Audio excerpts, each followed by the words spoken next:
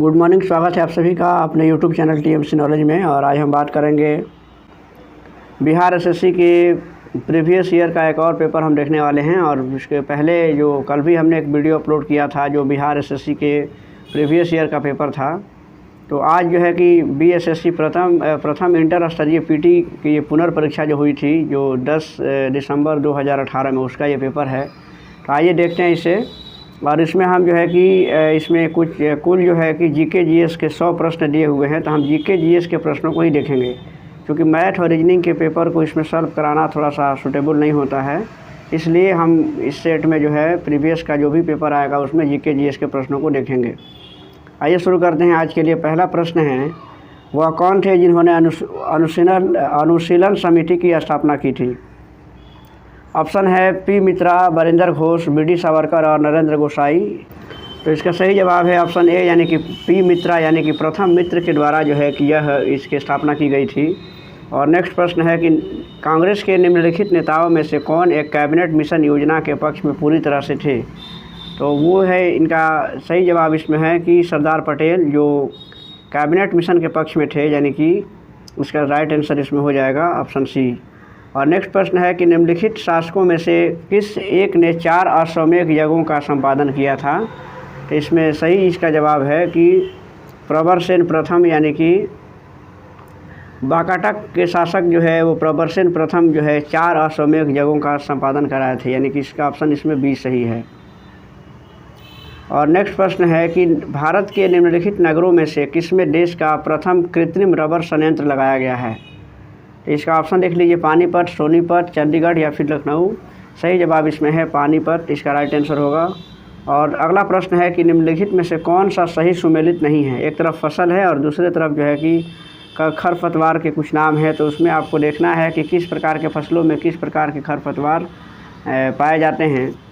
तो इसमें देखिए, इसमें पहला जो इसमें दिया है कि गेहूं है, धान है, मटर है और ये बारसिम है। दूसरा इधर फ्लरिस माइनर, बथुआ, प्याजी और कासनी है। तो इसमें इसका सुमेलित कौन नहीं है? तो देखिए, गेहूं के साथ जो है कि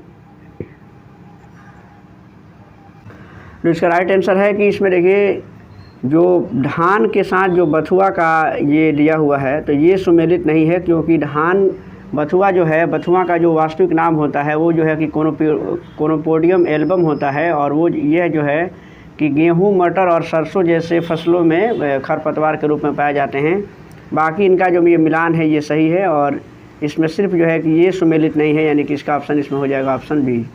और नेक्स्ट प्रश्न है कि मानसून का निर्वतन इंगित होता है साफ आकाश से, बंगाल की खाड़ी में अधिक दाब या परिस्थिति से, या स्थल पर तापक्रम के बढ़ने से।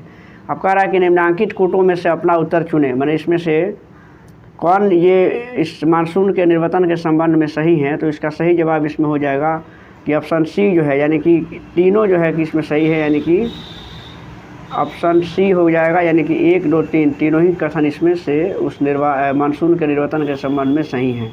अगला प्रश्न है कि धार्मिक स्वतंत्रता के अधिकार के प्रावधान के अंतर्गत क्या उसमें सम्मिलित हैं? तो देख लीजिए, इसमें ऑप्शन आपके सामने है और इसका राइट आंसर हो जाएगा कि धर्म के ऊपर धर्म प्रचार करने का जो है कि वो पहला ऑप्शन दिया हुआ है कि धर्म प्रचार करने का अधिकार। और दूसरा है सिखों को कृपाण धारण एवं रखने का अधिकार है। राज्यों को सामाजिक सुधारक विधि निर्माण का अधिकार है। और चौथा है कि धार्मिक निकायों को लोगों का धर्म परिवर्तन कराने का अधिकार है। तो इसमें ऑप्शन इसका देख लीजिए, ऑप्शन इसमें देखिए 1, 2 और 3 तीनों ही ऑप्शन जो है कि उसमें सही है, यानी कि ऑप्शन इसका ए सही है कि तीनों कथन इसमें सही हैं। और नेक्स्ट प्रश्न है कि प्रथम स्पीकर जिनके विरुद्ध लोकसभा में अविश्वास का प्रस्ताव लगाया गया था। ऑप्शन देखिए यहाँ है। तो इसमें दिया है कि BR जाखड़, GV मांगवलकर, हुकुम सिंह और SK हेगड़े। तो इसका सही आंसर हो जाएगा ऑप्शन बी, यानी कि GV मांगवलकर जो है कि ऐसे लोकसभा अध्यक्ष थे जिनके खिलाफ जो है कि अविश्वास का प्रस्ताव लाया गया था। और नेक्स्ट प्रश्न है कि मुख्यमंत्री के से संबंधित निम्नलिखित कथनों में से कौन सा एक सही नहीं है? तो इसमें इसका राइट आंसर हो जाएगा कि ऑप्शन ए, यानी कि वह साधारणतः राज्यपाल द्वारा चयनित होता है। ये कथन जो है वो सही नहीं है, क्योंकि मुख्यमंत्री की नियुक्ति राज्यपाल के द्वारा राज्यपाल जो है उसको चयनित नहीं करता है। और इसमें अगला प्रश्न है बाकी जो प्रश्न देख रहे, बाकी जो ऑप्शन है कि वह राज्यपाल द्वारा औपचारिक नियुक्ति पाता है, ये सही है। वह विधानसभा में बहुमत दल के सदस्यों द्वारा चुना जाता है, ये भी सही है। और उसका पद पर बने रहना बहुत से कारकों पर निर्भर करता है, ये तीनों ही कथन सही है, बल्कि ये सही नहीं है। और अगला प्रश्न है कि निम्नलिखित में से कौन अपने पिता के अभियानों के क्रम में सैनिक छावनी में पैदा हुआ था। ऑप्शन है और इसमें देख लीजिए, पहला इसमें ऑप्शन सही है, यानी कि अमोघ वर्ष यानी कि राष्ट्रकूट के जो शासक थे वो जो है कि इसमें इनका जन्म जो है कि छावनी में हुआ था, यानी कि इसका ऑप्शन जो है कि इसमें ये सही है। और आखिरी प्रश्न है इसका अगला प्रश्न है कि राजपूताना के निम्न राज्यों में से किस एक ने अकबर की संप्रभुता स्वयं स्वीकार नहीं की थी। इसका सही जवाब है ऑप्शन बी, यानी कि मेवाड़ के जो है, मेवाड़ के एक शासक जो थे, यानी कि मेवाड़ जो राज्य था उसने जो है कि अकबर की संप्रभुता को स्वीकार नहीं किया था। और नेक्स्ट प्रश्न है कि निम्न में से कौन मध्यम मार्गी नहीं था। मध्यम मार्गी कौन नहीं था, तो इसमें देखिए बाल गंगाधर तिलक जो है कि वो मध्यम मार्गी नहीं थे, तो उग्रवाद की नीति के वो समर्थक थे, यानी कि इसका राइट आंसर इसमें बी हो जाएगा। और अगला प्रश्न है कि इस मृदा को सिंचाई की कम आवश्यकता होती है क्योंकि वह नमी रोक कर रखती है, और वह कौन सी है।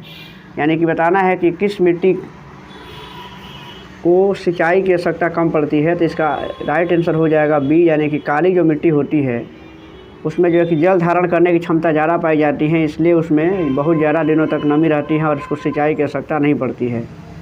काली मिट्टी को रेगुर मृदा के नाम से भी जाना जाता है और यह कपास की खेती के लिए ज़्यादा उपयुक्त होती है। नेक्स्ट प्रश्न है, निम्नलिखित में से कौन एक सही सुमेलित नहीं है। फिर से देखिए, एक तरह से जो है कि फसलों के नाम है और एक तरह से उनमें बीमारियों के नाम है कि फसलों में जो होने वाली बीमारियां हैं तो उनके साथ उसका सुमेलित देखना है कि कौन सुमेलित नहीं है।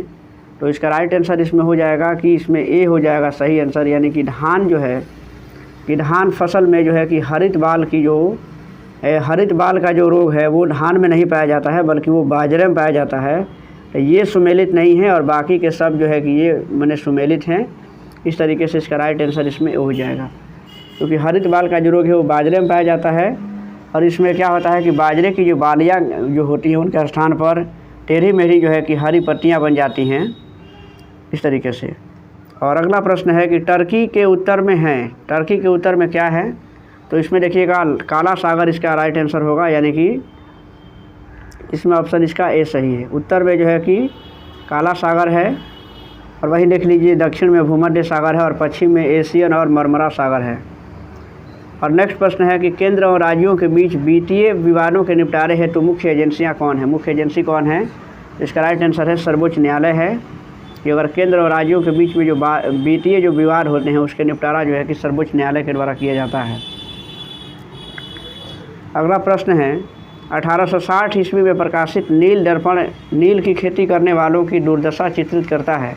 नील दर्पण के रचनाकार कौन हैं, तो इसका सही जवाब है, यानी कि इसमें दीनबंधु मित्र जो है कि इसके रचनाकार थे। ऑप्शन इसमें सी सही है। देखिए, इसका 18वां प्रश्न है कि निम्नलिखित में से कौन एक राज्य का नीति निर्देशक सिद्धांत संविधान में बाद में जोड़ा गया था। इसका सही जवाब है ऑप्शन सी, यानी कि गोवध यानी कि जो निषेध है, यानी कि गौ हत्या पर जो निषेध लगाया गया था वो बी लास्ट में जोड़ा गया था। इसका राइट आंसर इसमें बी हो जाएगा। और नेक्स्ट प्रश्न है कि गदर पत्र का प्रथम अंक निम्नलिखित में से किस भाषा में प्रकाशित किया गया था।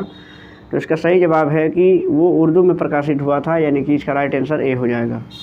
1 नवंबर 1913 को गदर पत्र का पहला जो अंक प्रकाशित किया गया था जो कि उर्दू भाषा में था।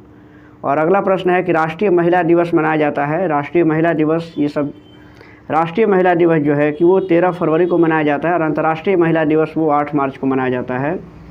तो और राष्ट्रीय महिला दिवस जो है कि वो सरोजिनी नायडू को समर्पित है, यानी कि उनकी और यह उनके जन्म दिवस के रूप में मनाया जाता है 13 फरवरी को। और अगला प्रश्न है कि हर्ष के समय की सूचनाएं किसकी पुस्तकों में निहित हैं। हरिसेन, कल्हड़, कालिदास या फिर इनमें से कोई नहीं। इसका सही जवाब है कल्हड़ जो है। कल्हड़ जो कि कश्मीर के शासक राजा हर्ष का दरबारी कवि था और कल्हड़ जो है कि राजतरंगिणी में कश्मीर के इतिहास के बारे में लिखा है। और अगला प्रश्न है कि आल्प्स पर्वत श्रेणी निम्न में से किस देश का हिस्सा नहीं है। आल्प्स पर्वत श्रेणी जो है कि किस देश का हिस्सा नहीं है, तो इसका ऑप्शन इसमें हो जाएगा कि ये ऑप्शन डी है, यानी कि इंग्लैंड का हिस्सा नहीं है, ऑप्शन डी इसका राइट आंसर है। देश का आधे से अधिक उत्पादित चावल जिन 4 राज्यों से प्राप्त होता है उनका क्रम देखना है कि वो कौन से हैं। तो देखिए देश में आधे से अधिक जो है कि जो चावल का उत्पादन होता है वो क्रमशः पश्चिम बंगाल, उत्तर प्रदेश, पंजाब और आंध्र प्रदेश राज्यों से प्राप्त होता है। इसमें देख लीजिए पश्चिम बंगाल, उत्तर प्रदेश, पंजाब और आंध्र प्रदेश, यानी कि इसका राइट आंसर इसमें बी हो रहा है। नेक्स्ट प्रश्न है कि पूर्ण स्वराज का संकल्प कांग्रेस के द्वारा कब पारित किया गया। पूर्ण स्वराज्य का जो संकल्प है वो कांग्रेस के द्वारा कब पारित किया गया था, ऑप्शन इसमें है देखिए। और इसमें कांग्रेस का जो लाहौर अधिवेशन हुआ था 1929 में, जिसमें पंडित जवाहरलाल नेहरू की अध्यक्षता में पूर्ण स्वराज का प्रस्ताव रखा गया था। तो इसमें सही इसका जवाब हो जाएगा ऑप्शन बी, यानी कि 1929 यानी कि लाहौर के अधिवेशन में ये प्रस्ताव रखा गया था। भारत के उपराष्ट्रपति का निर्वाचन निर्वाचक गण द्वारा किया जाता है जिसके सदस्य हैं। भारत के ये देखना है कि भारत के राष्ट्रपति का जो चुनाव होता है उसमें कौन से सदस्य उसमें भाग लेते हैं। तो इसमें देखिए संविधान का जो आर्टिकल जो 66 है तो उसके तहत उपराष्ट्रपति का जो निर्वाचन होता है और उसमें संसद के दोनों सदनों के सदस्य जो है कि उसमें भाग लेते हैं और उसमें निर्वाचित और मनोनीत सभी प्रकार के सदस्य होते हैं, यानी कि इसका राइट आंसर इसमें बी है, संसद के दोनों सदनों के सभी सदस्य। और अगला प्रश्न है कि किस नेता की पुण्यतिथि पर न्यू इंडिया पुस्तक का विमोचन किया गया था। तो इसका राइट आंसर इसमें ऑप्शन सी है, यानी कि ऑप्शन सी, यानी कि अरुण जेटली जो थे उनके निधन पर न्यू इंडिया पुस्तक का विमोचन किया गया था। और इसका अगला प्रश्न है कि सतपुड़ा पर्वत श्रृंखला ताप्ती तथा इस नदी के बीच में स्थित है। सतपुड़ा का जो पर्वत है वो किस नदियों के ताप्ती और उसके साथ एक और नदी को बताना है कि किन नदियों के बीच में स्थित है। तो ताप्ती और नर्मदा के बीच में जो है कि ये स्थित है और इसका राइट आंसर इसमें ए हो जाएगा। अगला प्रश्न है कि कालाहारी मरुस्थल किस महाद्वीप का हिस्सा है। कालाहारी मरुस्थल जो है वो अफ्रीका महादेश में है और इस तरीके से ये अफ्रीका इसका राइट आंसर है। और तलचर कोयले की खाने कहाँ बताना है कि तलचर कोयले की खाने कहाँ हैं। तो ये है कि भारत के उड़ीसा राज्य में जो है कि तलचर के कोयला की खाने हैं, यानी कि इसका राइट आंसर इसमें ऑप्शन सी हो जाएगा। और एक और प्रश्न है कि यह राज्य नमक का उत्पादक नहीं है। ऑप्शन इसके बाद है, देख लीजिए, बताना है कि कौन सा जो राज्य है वो नमक का उत्पादन नहीं करता है। राजस्थान, बिहार, गुजरात और फिर तमिलनाडु। तो इसमें इसका सही जवाब देख लीजिए। इसमें देखिए बिहार जो है कि नमक का उत्पादन नहीं करता है, यानी कि इसका राइट आंसर इसमें हो जाएगा ऑप्शन बी। और नालंदा अंतर्राष्ट्रीय विश्वविद्यालय का पहला कुलपति किसे नियुक्त किया गया था। ऑप्शन इसमें देख लीजिए, APJ अब्दुल कलाम को नालंदा अंतर्राष्ट्रीय जो विश्वविद्यालय है उसका कुलपति नियुक्त किया गया था। इसका आंसर इसमें ए सही है। और नेक्स्ट प्रश्न है कि भारत के पहले स्वदेश निर्मित विमान वाहक पोत IAC का नाम क्या है। तो इसका सही जवाब है कि IAC जो है वो विक्रांत इसका नाम रखा गया है, यानी कि इसका ऑप्शन ए सही है। और दही हांडी को किस राज्य में आधिकारिक खेल के रूप में मान्यता दी गई है। दही हांडी का जो खेल होता है इसमें इसका राइट आंसर इसमें है ऑप्शन डी, यानी कि महाराष्ट्र में। और नेक्स्ट प्रश्न है कि बुकर पुरस्कार विजेता, इसमें से बताना है कि कौन जो है कि बुकर पुरस्कार विजेता रही हैं। मीरा नायर, अरुंधति राय, आशा भोसले या फिर मेनका गांधी। तो इसमें इसका राइट आंसर इसमें ऑप्शन बी है, यानी कि अरुंधति राय को बुकर पुरस्कार दिया गया था। और अगला प्रश्न है कि भारत का पहला 3D प्रिंटेड कॉर्निया किस शहर में विकसित किया गया है। इसका राइट आंसर इसमें हो जाएगा ऑप्शन बी, यानी कि हैदराबाद में। नेक्स्ट प्रश्न है कि मैकमोहन रेखा भारत तथा इस देश के बीच की सीमा रेखा है। ये काफ़ी प्रश्न जो है कि काफ़ी बार पूछा जाता है। मैकमोहन रेखा बताना है कि भारत और किस देश के बीच में है। तो ये जो है कि जो मैकमोहन रेखा है वो भारत और चीन के बीच में है। और भारत और पाकिस्तान के बीच की जो रेखा है उसको रेड क्लिफ रेखा कहते हैं, यानी कि जो रेड क्लिफ लाइन है वो भारत और पाकिस्तान के बीच में है। मैकमोहन जो रेखा है वो भारत और चाइना के बीच में है। इसी तरह से जो है कि जो डुरंड रेखा थी वो डुरंड रेखा जो है कि पाकिस्तान और अफ़गानिस्तान के बीच की सीमा रेखा है। तो इस तरीके से मैकमोहन रेखा की जो लंबाई है वो 4057 किलोमीटर लंबा है।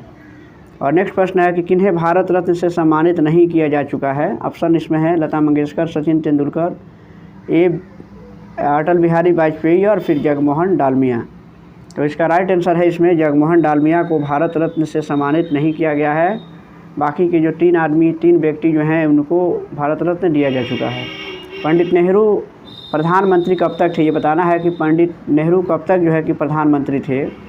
तो देखिए 27 मई 1964 को नेहरू जो है कि नेहरू का निधन हो गया था, और इस तरीके से इसमें सही जवाब है कि ऑप्शन बी, यानी कि 1964 तक जो है कि वो प्रधानमंत्री थे। और नेक्स्ट प्रश्न है कि भारत का राष्ट्रीय फूल क्या है। तो इसका राष्ट्रीय फूल जो है कि कमल है, ये सब लोग जानते हैं। भारत के राष्ट्रीय कैलेंडर का यह पहला माह है। भारत के राष्ट्रीय कैलेंडर का पहला महीना कौन सा है। तो इसमें ऑप्शन इसका डी है, यानी कि चैत्र का जो महीना होता है वो भारत के राष्ट्रीय कैलेंडर का पहला महीना होता है। और एक मानचित्र में समान दाब वाली रेखाएं कहलाती हैं। तो इसका राइट आंसर इसमें हो जाएगा ऑप्शन बी, यानी कि आइसोबार, यानी कि वो समदाब रेखाएं कहलाती हैं।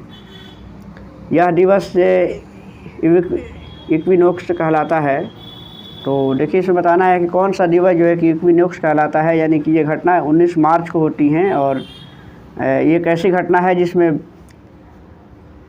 दिन और रात लगभग बराबर होते हैं। तो ये घटना कब होती है, 10 सितंबर, 1 मई, 21 मार्च या फिर 1 अप्रैल। तो इसका ऑप्शन इसमें राइट सही है, यानी कि सी, यानी कि 21 मार्च को दिन और रात बराबर होते हैं।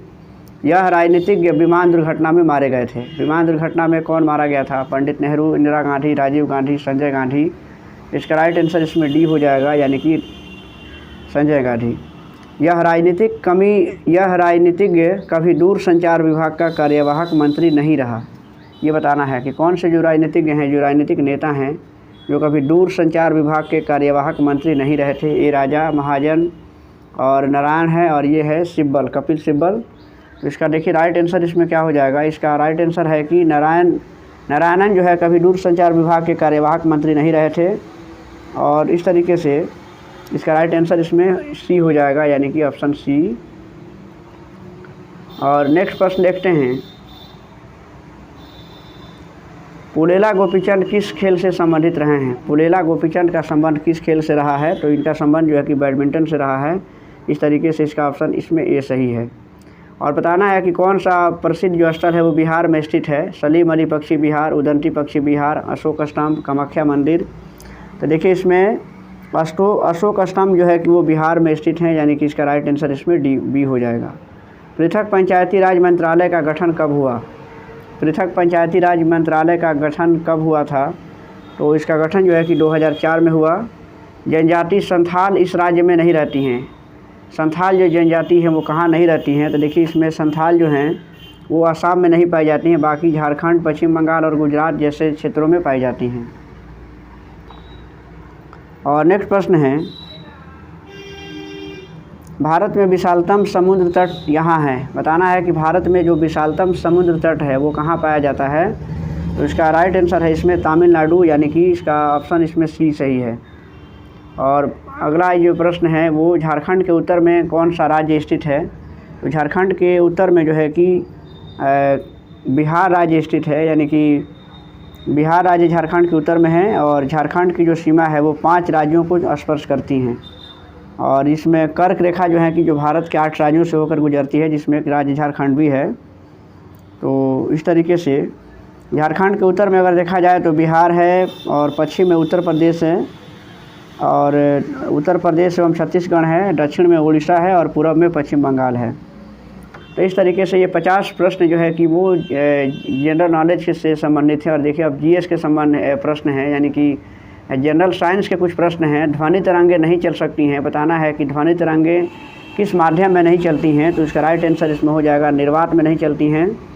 और अगला प्रश्न है कि 2 सूचियाँ दी हुई हैं जिसका मिलान करना है। इसमें देखना है कि कौन सा सही उत्तर है। देखिए इसमें पहला दिया है कि इंसुलिन है, एड्रेनालिन है, एस्ट्रोजन है, इंसुलिन है और फेरोमोन्स हैं। और सूची 2 में बताना है कि उसके प्रभाव से कौन सी घटनाएं होती हैं। जैसे पहला दिया है गुस्सा या डर का भाव किसके द्वारा उत्पन्न होता है। साथी को आकर्षित करना, गंध ग्रहण शक्ति के माध्यम से महिलाएं। और ये है कि इसमें एक अगला दिया हुआ है कि ग्लूकोज। तो इसमें देखना है कि किसका संबंध किस